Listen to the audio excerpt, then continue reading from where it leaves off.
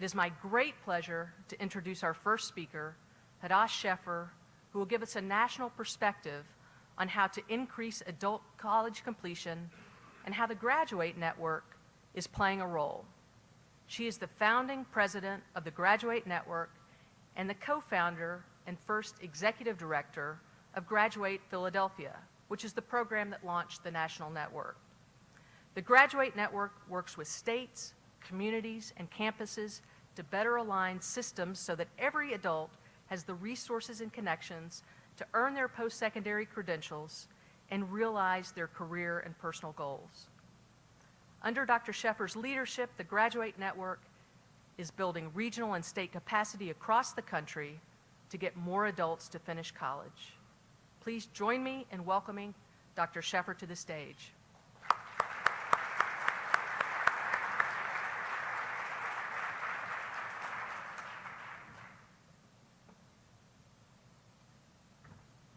Good morning. It is a pleasure to be in Louisville. I count Louisville as my home away from home because of all the great work that is being done here. Some of our staff are based in Louisville, and I see a lot of friends in the audience. I'm really honored by the turnout here. I was looking at the attendee list, and you have brought here together, Lee, some of the most powerful voices across the country that are working to advance the cause of adult learners who want to go back and finish. I have a clicker here somewhere.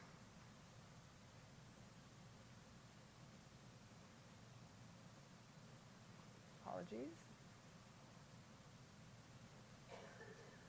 Is this? Yeah.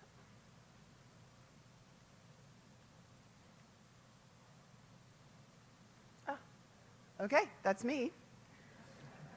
And that's our map. This is where the Graduate Network works. So what we do with the Graduate Network is we have developed several approaches to increase graduation levels. You can hear more later in some of our sessions, but overall we have found that early interventions with adults from the point where they are expressing an interest to go back to college all the way through graduation, if you can surround them with supports, not just with the college supports, but with other community-based supports, we can increase the completion rate of this population of people who started college but did not finish from 0, because these are people who are not going to go back to college, to over 80%. We have shared our information with communities in 41 locations across the United States, including several states. You can see our map. You can see that Louisville is on the map. In Louisville, we joined forces with 55,000 Degrees probably 8 or 9 years ago. We learned a lot from you, and we hope that you learned from us as well. So, what have we learned over the years? Wrong way. We learned that calling people dropouts is a game stopper.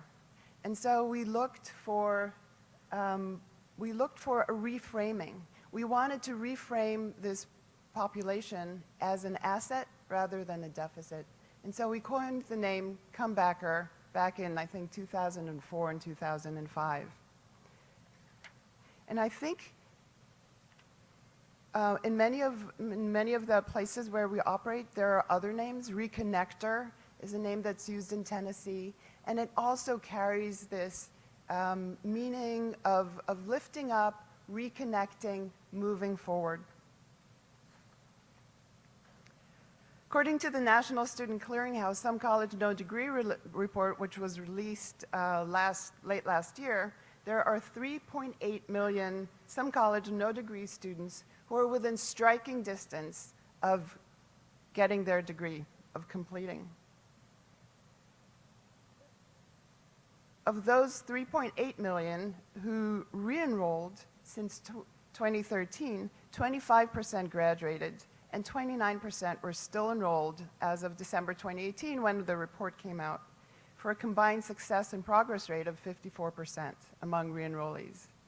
Now, this includes everyone who re-enrolled, people who re-enrolled with support from their employer and people who re-enrolled by themselves, people who were able to find scholarship money and people who did it by themselves. Across the 14 communities that we surveyed that had longitudinal data, we found that in a 5-year window, slightly more than 27% actually graduated. But what we found was that 66% were still persisting. And we define persistence in 2 ways. We look at it from the perspective of the National Student Clearinghouse, which I think is the methodology that many of you use, and you can hear more about it from Tanya Garcia, I think, later on today or tomorrow. But we also look at persistence over a longer period of time. We know that when adults go back, it can take them years to graduate. So we started looking at their history to see what we could learn that would predict their future behavior from their history. And I don't have the slide for that. You'll have to come to my session later, or we'll hand out the information. But what we found was that when we looked 20 years back, in addition to the 5 years of data that we collected, we found very specific patterns of persistence. We found that about 60% of people, 60 to 70% of people persisted in the way that you would expect them to once they get back to your institutions. You re-enrolled them, you served them well, and they graduated. We also found about 14% of students who graduated the moment they were back on campus, the moment they connected to your university. We're still a little bit puzzled about that. We think that there was some administrative hurdle that they cleared. That is a huge opportunity for your institutions to look at what people have accomplished.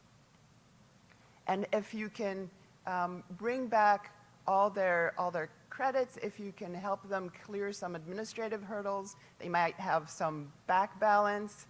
I know some places have been trying to clear these back balances away from students. These are not large sums.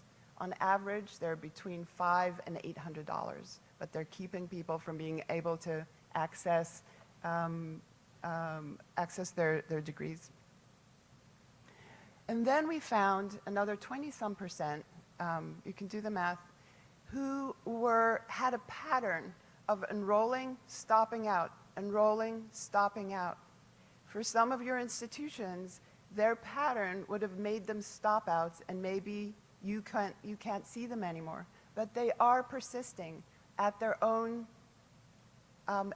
pace because they have to work, because things happen, because they have children. And the patterns of these persistence are remarkably stable over time for people.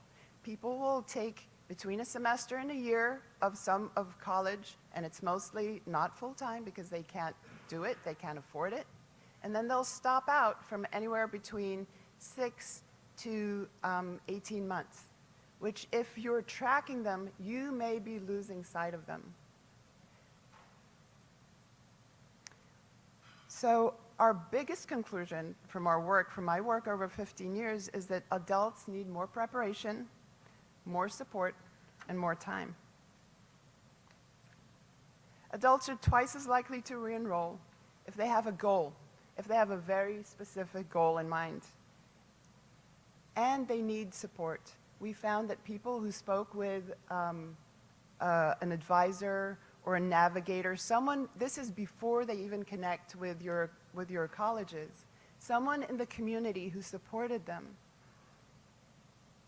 they were more likely to enroll. Now, we looked at the number of these quality, we call them high quality conversations. These are not check-ins by phone, they're not a text that just goes out. This is an actual conversation. It can be by phone, it can be a text exchange, it can be in person.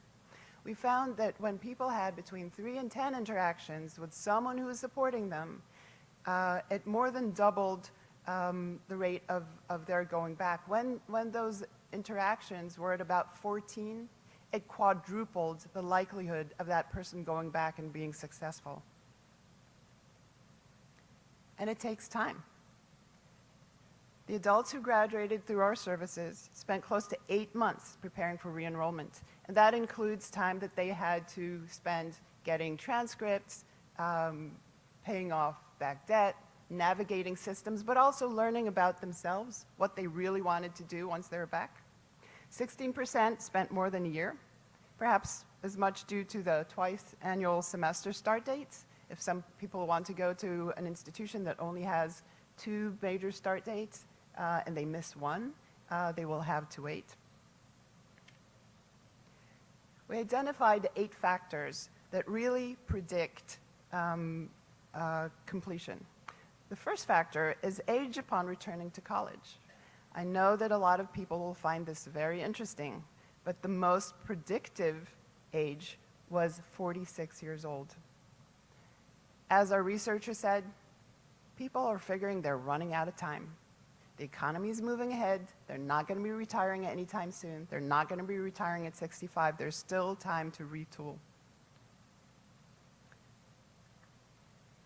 Family annual income. Adults don't really know how to go about accessing financial aid. They don't think financial aid is there for them.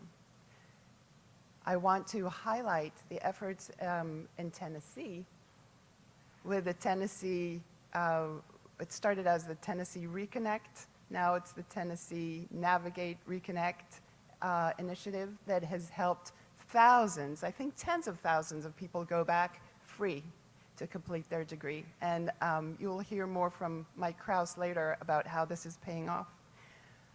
But we have to consider what we're doing when we're asking someone who's living below the poverty level to go back to school on their own dime because it will change their lives. They know it's going to change their lives. What can we do to relieve the financial burden? We want them back. Education level at intake. So some of the comebackers that engage with our graduate programs already have 2-year degrees, but they want to go back for more. And I think it's telling that after a 2-year degree, people are still asking for more support and enrolling in a 4-year completion program. And so we need to be there for them. Defaulted student loans. I think that's the big elephant in the room that we all see. We don't quite know what to do about it. So I'm here to suggest that counseling people with defaulted loans, looking carefully at how they can move out of default status is a winning strategy, but also don't discount the people who do have defaulted loans. They too are going back. They may be changing institutions. They may be relinquishing all the credits, but they are graduating. Referral source, who they heard about your college or about the importance of going back to school is important. People are hearing, they're talking about it in churches, they're talking about it in neighborhoods, friends are helping friends, families are helping family members, and colleges are doing outreach. If that outreach is done with a sort of an expansive mindset, in situations like college fairs, where colleges will refer comebackers to other colleges because they know truthfully this person is not going to come back to my college, but there's a college down the street that will open their arms to them, that is a winning strategy. We tried that in Philadelphia 14 years ago. We paired colleges up. We said at a fair, if someone doesn't seem like they'd be a good fit for you, here's another college that's about 10 miles away and across the river. You're not sharing students because that river is a huge boundary in Philadelphia. Refer them to that other college and see what happens. And enrollments went up for both. And adults said, you know, that college didn't work for me, but it might work for my friend down the street. So having a broader understanding of who the colleges are in your catchment area and not being afraid to refer people to them if that's going to be the better outcome for them is going to pay back in benefits for you as well. Readiness and eagerness to start. We know that readiness is not the same as eagerness to start. A lot of people are eager to start, but they're not always ready. Sometimes they need academic supports. But adults and everyone in this world now is ready to go immediately, right? You wake up at 2 in the morning with a panic attack. I need to go back to college. You need to have someplace on the internet where you can click. And that's where for-profit institutions are excelling. Not all of them are doing such a great job at graduating people or retaining them, but they're excelling. So we have been trying to find ways to make response rates faster, and also to acknowledge the fact that adult students are not waiting. When they want to move, they'll move. The top reasons for returning. Personal satisfaction is still about 50% of people who are returning through the graduate network say that they're doing it for personal satisfaction. We think it's great, but it could be masking other reasons. We work with employers, so sometimes there's an interaction there. But people are also looking to make a career change. About 60% of people said that they were going back to college because they were looking to make a career change. Required by employer for promotion, we're still very strong reasons for returning, but they were a lower predictor of completion. And then employer tuition benefits. Many of our comebackers don't know about the benefits that they can access. They don't know about Pell Grants. They don't know about other opportunities. They're not looking for grants from other resources.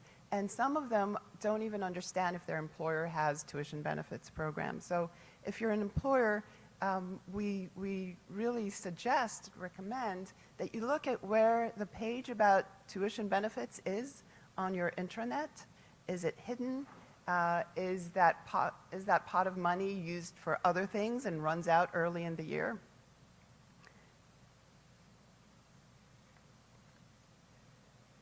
So I hope I've given you some food for thought. And